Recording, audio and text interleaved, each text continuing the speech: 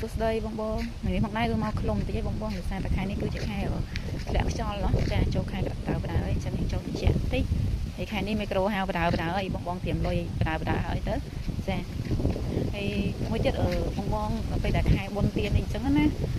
ភ្ញៀវដែលគាត់មួយគាត់មកពេញទូរស័ព្ទចឹងគាត់តែងតែសួរថាអូនបងឯងនៅខេត្តណាហើយបុណ្យទានចឹងឲ្យជប់មួយថ្ងៃអូនណាទៅលេងស្រុកអីហើយខ្ញុំក៏ប្រាប់គាត់ពេញថាខ្ញុំទៅលេងស្រុកថ្ងៃទៅបងស្រុកខ្ញុំនៅកពតហ្នឹងទេគាត់តែយើងនៅជ័យក្រុងបន្តិចយើងជីពីទីរំខែទៅដល់ផ្ទះហ្នឹងចំណាយពេលហើយជា10 20នាទីចឹងណាបងចឹងហ្នឹងគាត់ថាអ្នកខេត្តកពតអីបានជាអត់ដូចអ្នកខេត្តកពតចឹងខ្ញុំកពត 100% បងអ្នកកពតសុខសាស្ត្រតែម្ដងហើយពីបងអ្នកសុខឆែពួកខ្ញុំគុំតែពីហ្នឹងបងតែពីបងណាហើយចូលមានខ្លួនខ្ញុំសុខឆែខ្ញុំសុខឆែ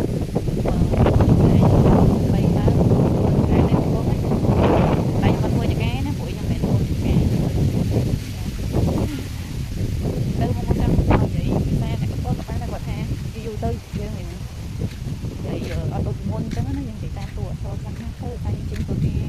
បានច្រើនអញ្ចឹងដែរទៅ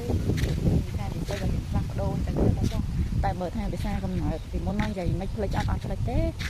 អ្នកឆៃសុខសាន្តអ្នកខេត្តកពតសុខសាន្តបងណាបើជឿមើលជុំវិញខ្លួនទៅឆៃមកអញ្ចឹង